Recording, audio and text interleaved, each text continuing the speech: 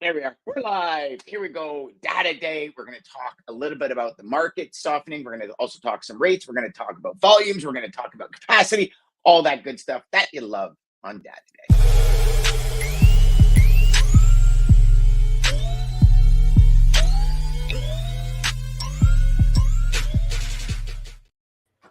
I had my volume up a little too high. I think I just blew my left eardrum here when that music came on. Holy crap, is there a difference between that music and our voices, boys? Hey, what's going on today, gents? Wednesday. We were just talking about some thunderstorms that we're having in February, which is like, it's almost as asinine as the market. I got to tell you, like, you know what I mean? Like we see these wicked, crazy, right? You know what I mean? Never seen it before. And, it's been, geez, almost 10 years now, 20 years, I guess, 15 at least. I haven't seen what's going on in the market now in ages, Dean. Yeah, did you read that article by FreightWaves about the 567 people that were laid off by 5 companies that are shutting down? Or, I mean, even DCs, like in Illinois, like Amazon DCs and stuff like that. Well, it goes way beyond that, Jeff. I got a Wall Street Journal report this morning. Apple's laying off, Google's laying off 5% of its staff. Apple's laying off people. There's massive corporations, like both in the digital and commercial space, that are laying tons of people off. So but you know what? I actually thought this was going to come sooner. And I keep going back to things that, Dean, that you said, where it was like, the companies that banked during COVID, they're kind of using that money to live right now. And, that is, I think it's running out. Or companies are at least saying, okay, whoa, time out. Like, we made all this money. Are we going to spend it now? Or like, what are we doing?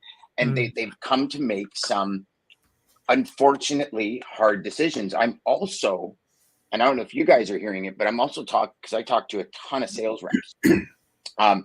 Payments are being delayed. Commissions are being delayed. I have some people I know that are literally fighting with management to get their pay. And they're like, Dan, I have no idea what's like. And so I think for me anyways, I think we're coming to a head where some of these companies are just going to say, you know what? I am not interested anymore. See you later. And other companies, because let's face it, let's call a spade here. Other companies are going to double down and win. And to me, I think this is a really horrible time when companies just like, forget about it. Let's go. It's like, I was having a conversation with a client yesterday and we were talking. He's like, my team is just not engaged. Like, they're not engaged to sell. He's like, Dan, volumes are down. And I'm looking at what they're doing. And he goes, I would think their output should double because they're not dealing with as much incoming freight and they're not, they have more time on their hands. He goes, but it's like they're out eating bonbons. He's like, I don't get it. And as a sales rep, I don't really get it either. And maybe you guys have some more insight, but as a sales rep, if your livelihood is selling and at least generating relationships or interest or anything, and I get it. Don't get me wrong, guys. I mean, I sell every day. There's days I wake up and I'm like, this is bullshit. I haven't got a reply in 2 weeks, right? Because it's just, or any reply you get, it's like, not interested. We're doing this. We're doing this. We're doing this. Or not interested. We don't have the volumes. It does. It becomes annoying after a bit of time. I think it ruins your motivation. It ruins your personal self-worth if we allow it. But now is the time to like double, triple, quadruple down on everything we're doing as sales reps. Figure out how to do more in less time, because the tides will turn. The tides are in right now. The tsunami's hit the shore, but eventually it's washing out to sea. We know this.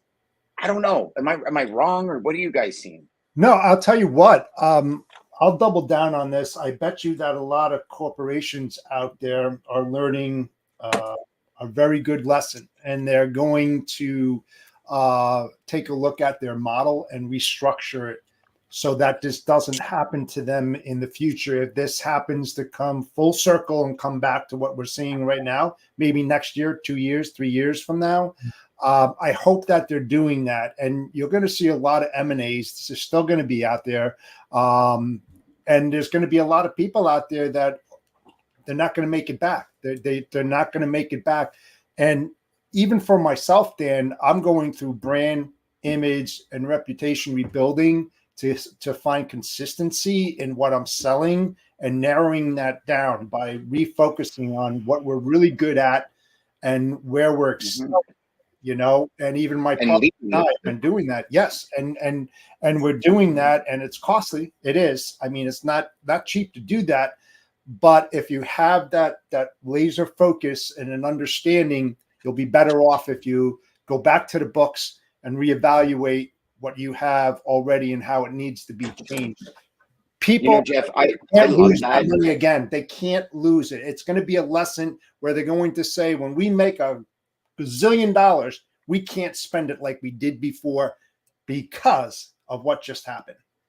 It's interesting you say that. I've got a colleague of a friend of mine. I used to train, and he left a company to go work for another company. And I said, well, what was the main kind of thing? He says, Dan, during COVID, these guys were just like, look at this money. We're making so much money. He goes, and as soon as the tables turned, he goes, I'm fighting to get what I'm owed as a commission. They tried to change the commission structure on me because they were trying to keep more for themselves. He goes, they were questioning every single second I was out of the office as if it was like, and he's a commission salesperson. So it's, as a commission salesperson, whether you're on a draw against commission or whatever, you work for yourself. If you decide to fuck the pooch, you're eventually going to not have a job. And he goes, and like, I'm out. He goes, I have certain things I got to do. He goes, like, I'm doing well. I'm generating revenue. He was doing about 50, 60 G's a month, even in this time. So, he's doing good numbers for this period of time. And he says, and like, I'm 5 minutes late for work because I decided to stop and actually eat breakfast instead of just grabbing a fucking bagel. He goes, and my boss is calling me, where are you? What are you doing? He's like, I'm eating breakfast. But you're supposed to be at the office working. He's like, whoa. Like, and so I don't know. I see this mindset shift more than anything. And I think for all of you watching and listening, like if you're in the higher echelon of your corporation, just be very friggin' careful, because now is when salespeople will turn on you. Right? Like during COVID, not very many salespeople left companies because they were, there's huge numbers involved. They're like, if I leave, I'm going to. And now I think is a time where salespeople are going to go, you know what? I don't deserve to be treated like this. What company will treat me right? And I really think that's kind of the next shift, where companies are going to start losing sales reps at a dime a dozen because they're just not serving them. Yeah, but think about this as well. Think about the new training opportunities that's going to come from this. Yeah. From what you're talking about, a total different type of engagement with your salespeople. Totally. It's not the same. They're going to have to reinvent their policies, their training, their work instructions, their processes, everything. I think they're also going to have to reinvent their management, Jeff. Oh, like we all know, we've talked about it many times. A lot of people get promoted outside their capabilities, right? And I think management, just like they did with COVID, right? You look at now how many people can work from home, how many companies are getting rid of real estate and that 50, 60 G's a month rent because most of their teams are working from home if they're not locked in. Like we saw that shift when COVID hit, right? To now. And I think the next shift is going to be, yeah, for sure. I mean, listen, if you can manage working from home, your commute's a hell of a lot better. You don't have to deal with people cutting you off and shit, right? Like let's call a spade a spade. Perfect example. Dean goes to Australia, does a workcation for 2 months, and is massively productive. Okay. Yeah. If you can go to a McDonald's in Australia and still work as if you were in your house, I'm sorry. you have no corporation on the planet has any say about you have to be in the office because you're totally out, right? Like, yeah, and have better internet than Jeff. I mean, come on. Jeff, exactly. Sitting in Jersey on the water, you know, sipping a red stripe by the lake. You know what I'm saying? So, all right. So, boys, with that being said, now that we all got that off our chest, I felt like 10 pounds lighter. But then we had Sarita Willingham on our show yesterday, right? And she was talking about this. She said, we're learning to do more with less. And that was a real theme of her. I said, you know, what's different this year round? She said, we're working as hard as we can to do more with less. We've got less volume. We've got less lane density. Less margin. Less margin. We've just got more pressure to be leaner. You know, and this is not this. I mean, this is February, right? So February is normally pretty bad, but yes, I think what we're still seeing this massive overcorrection from the pandemic. We're still seeing parts of it work its way out of the market now. I'm just looking at some insurance numbers this morning. The number of new entrants to the industry are down 30% last year compared to the prior year. So we're seeing, you know, fewer people come into the industry. We're still seeing carriers work their way out of the industry. That, you know, the more marginal carriers. Same on the broker side. You know, we've seen, we looked at some of our over-the-road full truckload broker categories last week, a small sample of about 1,000 brokers over the last, it was about 10 years. I looked at the data. The long-term average in that category for the number of OTR, FTL brokers is about 350, right, in this sample. It spiked to 860 during the peak of the pandemic. It's back down to 350 right now. So there's been so this whole, when you look at this mountain in the data, like this peak in the data, it doesn't matter what data you look at, whether it's spot rates, number of new carriers, number of new brokers, number of warehouses. We've got Ibrahim Bayan on our show next week talking about warehouse capacity and has that bubble burst. So that'll be a good one. I just see there's massive correction that's going on, but I fear, and I think you touched on it, an overcorrection on the downside. Because what could happen is we're all left scrambling. You know, spot rates have hit below 2015 levels this morning. In fact, they've been there for about a week. Like, so excluding fuel, they're at $1.55 this week, right? And think about that for a second, Dean. Yep. Think of the change that has happened to costs since 2015. Like, well, I can tell you, it's probably 35 cents a mile higher to run a truck, a small fleet. Even if you said, so this is going to be a really fascinating exercise, because I think a lot of carriers' floor is about $1.50. And I say that because the national average is $1.80 and it costs 30 cents a mile to run finance for truck and trailer. I think all of those smart carriers that paid off all of their debt during the pandemic can run for $1.50. I think that's about the floor, maybe a few cents either way. It'd be really interesting to test this theory, because we've talked about it on the show. I've never seen a spread in operating costs across the entire industry ever like this because of what the pandemic did. So we are, to put that $1.55 into context, that's 4 cents a mile higher than where we were in 2020 at this point. The pandemic hadn't been declared. Wow. But we were still shedding capacity. 2019 carried over into 2020. Yes. And so so again, another comparison. This week is the anniversary of the polar vortex in 2021. Right? Yeah. Okay. Yes. So now, to give you a sense of how low the spot market volumes are and volumes overall, this was the week in the pandemic. So this week here was the week that Load Post, our spot market, went berserk because people were trying to move freight. Everything was stuck and locked up. 3 years ago, we were seeing 10 times the number of load posts on our load board 3 years ago than we are this week. 10x. Okay, well, so during the pandemic, you were seeing 10 times the volume of the polar vortex.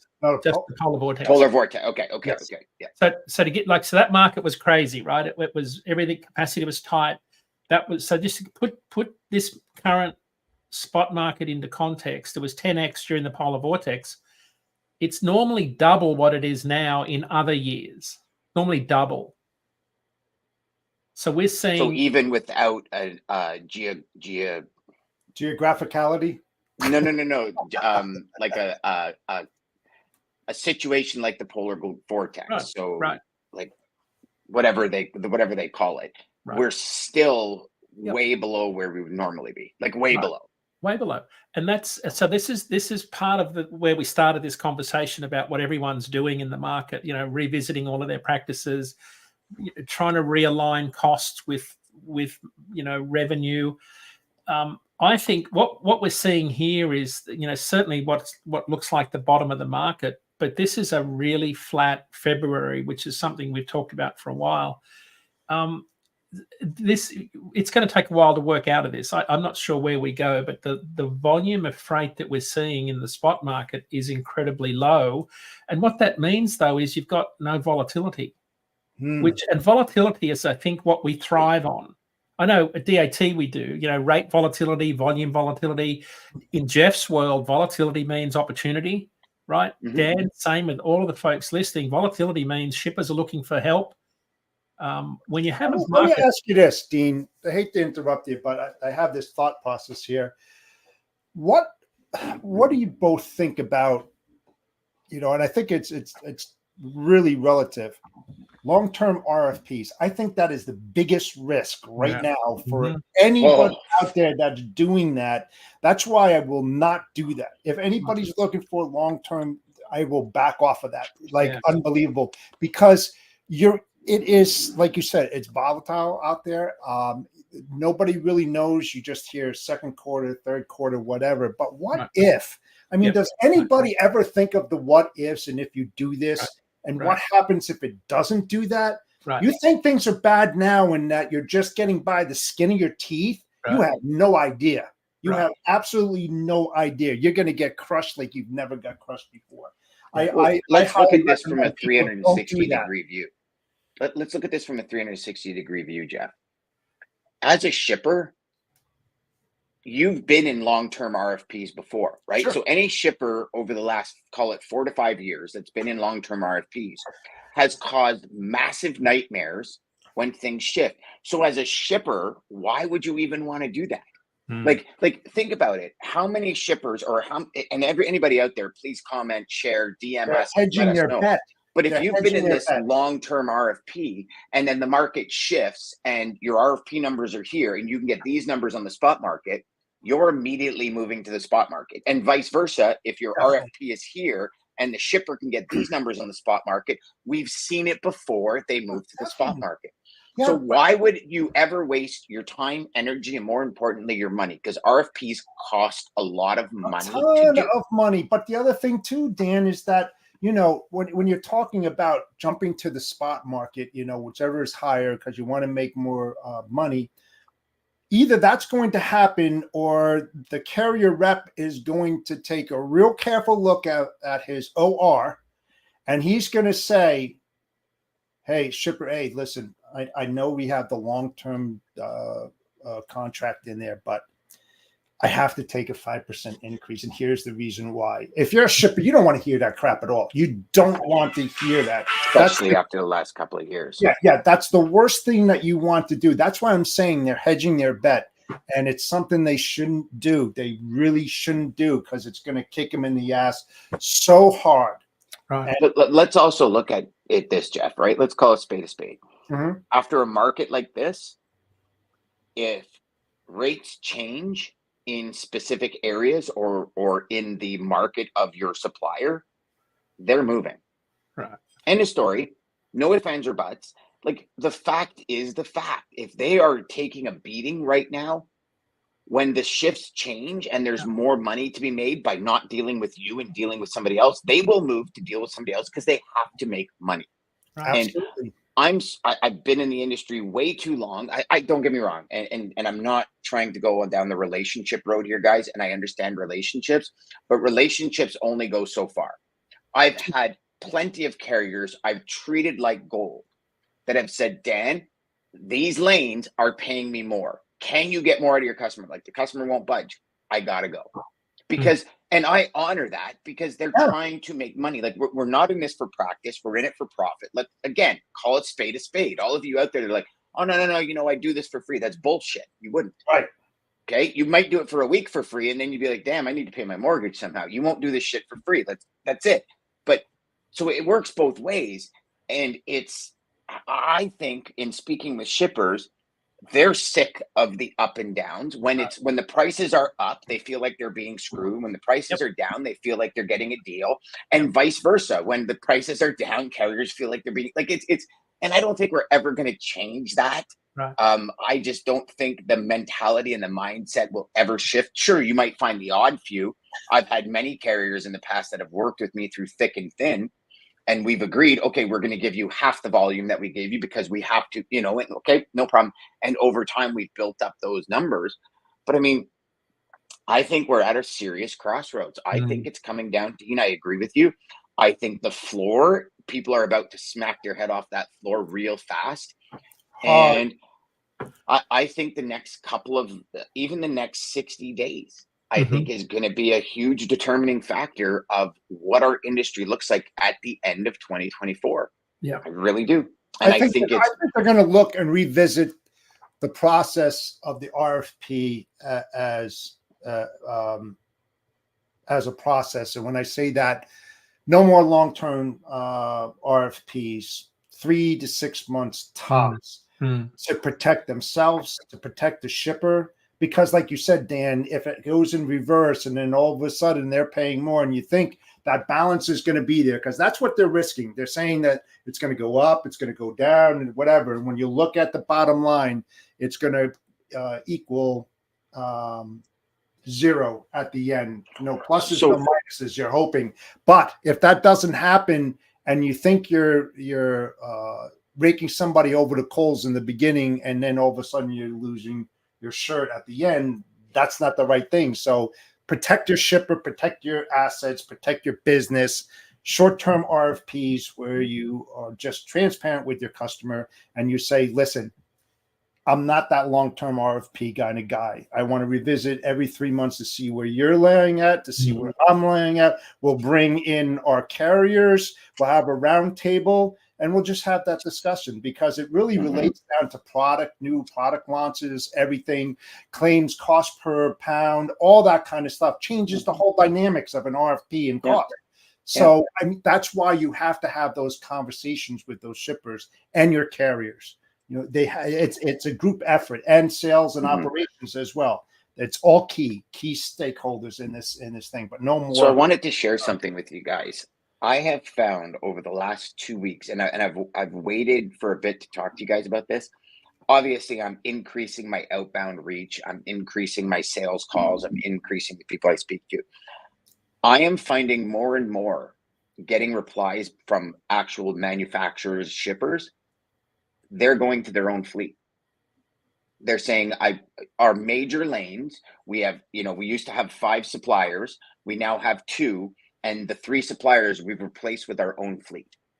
And I went, and I'm seeing this more and more. And I don't know if you guys are hearing about it, or Dean, if you're seeing it on some of the, when people come in and actually get to see authorities and stuff. Even to the point where one of my customers, instead of paying per load, he struck a deal with a major Canadian carrier, because they do like a ton of, Moffat flatbeds, roll tight, delivery distribution, US, Canada, across Ontario, Quebec. Huge company, like $12-13 billion company. And they struck a deal where they pay the insurance, the drivers, the truck, plus a premium to the company instead of a per load basis. And what they're doing is the company is actually hiring and laying off drivers for the transportation company. And it's a process that I've never seen before. But the guy that I deal with there, he's like, no, it's the easiest way to do it because now I'm in control. They come to me and they say, okay, we can buy futures of fuel with this. He says, go for it, pay the check, done. And so shippers are actually becoming kind of like the operations team for carriers. Really, really interesting. And I'm actually going to go meet with the customer today because I want to dive more into it and talk more about it and see where I can get into the mix of what he's doing. So I'll have some more info for you guys next week, but I thought it was a really interesting situation where he's like, yeah, no, I don't pay per load anymore. I hire the drivers on my own. My team dispatches them, not their team. My team is linked into ELDs. My team is linked into their dispatch software where I'm sending them messages, and pretty interesting stuff. Yeah, you know something, this isn't new, and let me explain. It really depends when you're looking at the profitability of the operation by running your own fleet. And let me explain. You know, you can have the mix where you'll have your own fleet for the super regional and regional last mile delivery, and you'll go out and you use other assets or brokers for the long haul, because it costs them more money on the long haul than it would, you know, if they use a broker or go straight to an asset, compared to using their own fleets with lift gates, doing inside delivery, white glove, you know, final mile kind of thing. So that mix has been out there, Dan, for a very, very long time. But was it maybe more of a US thing over a Canadian thing then? I don't know, but I'm saying, you know, they hire they hire a transportation manager who does exactly what an asset based carrier would do. They have the mechanics, they have all, you know, an umbrella of their insurance. They pay their drivers per mile or a salary per week to run their fleets, and they rotate them just like you get rid of your trucks every 3 years and get new ones in there and everything. And they figured it out that the long haul isn't profitable compared to the super regional and regional deliveries when they have that control that you talk about, because they're always back at the hub every single night, you know, when they're doing that, depending upon the network design. So, yeah, it is interesting, but it can be costly if you don't know what you're doing. Right. I agree. So, Dan, I just looked at some private fleet numbers, up 2% since the start of the pandemic. Up 2%? 2%. The number of trucks in private fleets. This is interesting. Most of the growth, and I think this is where the National Private Truck Council average private fleet size fits, but most of the growth is in the 100 to 1,000 truck range, right? So I think that's where the average, I can't remember the exact numbers from their benchmarking report, but that gels with what you're talking about, and also fits with what Derek Leathers from Werner said on his earnings call 2 weeks ago, that you know, the number of trucks in our fleet are 63% in dedicated. We want to grow that to 70%. Yes. And Schneider, I know a lot of companies that their trucks only focus on dedicated, and their brokerage handles everything else. Yeah. Right. I mean, and I think it's a great mix. They're long-term contracts, right? So, but I think, so the flip side of all of this is, and Jeff touched on it, right? So one of the things that comes out of this on the downside is sort of this demand destruction where or routing guide destruction, where you see contract rates suddenly become less profitable than the spot market. And Zach Strickland and Freightways had a really good point in his chart of the week. And he said that there's no sign of a demand shock type event, but there rarely is any warning. Think Ever Given, polar vortex, pandemic. There, you know, so this is sort of this, we're being lured into this false sense of sort of complacency right now, because there's just no volatility in the market. It's just, there's nothing happening. It doesn't take much to upset this market, I think, because we're squeezing everything. We're doing so much more with so much less that there's not a lot of room to go. It feels like that. I may well be wrong on this, but that's where we sit right now. It won't take much to flip this market around. I don't think you're wrong, Dean. I also think we're talking generally, where if somebody was in California right now, they'd be like, dude, you're totally wrong, because it's market driven, right? So, although, you know, 12 feet of snow predicted in Tahoe this weekend. They've got a 3-day blizzard. 12 feet. 12 feet. Talked to my son last night in Lake Tahoe. So I was out there last week. I was out there last week hoping to get some good footage of drivers with chains on going up the Donna Pass. Beautiful and sunny. The day I leave, starts snowing. And so what will happen, this is fascinating, because the whole Pacific Northwest is getting a deluge of rain, but in the Sierra Nevadas, they're going to get swamped in snow, and it'll shut down I-80. I can tell you right now, from Reno to Sacramento, they will shut I-80 down. And because I've seen the boom gates at Truckee on I-80 at the bottom of the hill, they just shut that bad boy down. and that will block up traffic on one of the busiest interstates cross country in the country, and it'll force carriers to head south to I-15 or I-40 to get around that particular situation. So there's some pretty bad weather happening that could change that market. I mean, but I don't know that it'll move the national needle like the polar vortex did. Yes. Yeah. I still haven't even got past the 12 feet of snow. That is like heaven. That's heaven. I mean, like I'd be jumping off the roof of my house just to land in the snow and play. So much snow that they're going to close this Palisades ski resort where they just had World Cup last weekend. There's so much snow they can't even open the ski resort. Yeah, that's where my nephew lives out in Lake Tahoe and runs a restaurant out there, and he's an avid snowboarder. He's been on the X Games, you know, and he just loves this stuff. Yeah. You know, he'll climb to the roof of his building and snowboard off the top of it all the way down into the road. Yeah, for sure, man. 12 feet, holy crap! And we're having thunderstorms in Canada right now. We had the biggest thunderstorm. I mean, I've never seen we talked earlier. I've seen snowstorm one in December, but we had thunderstorms, full on lightning, torrential rain, and we were February 27th. And typically it's minus 20 right now in Toronto, like north of Toronto. Crazy stuff. Insane. I'm speaking to a customer in Tennessee yesterday, and it was like 84 degrees. And then today it was going to be like 22 or something, he said. Like it was, the shifts in patterns are just, in weather is just so incredible. It's unbelievable. That sounds like Colorado with the jet stream where you're out on your deck grilling one weekend. The following weekend, it's like 20 below and 5 feet of snow. You know, it's unbelievable. So, gents, I know we're running out of time here.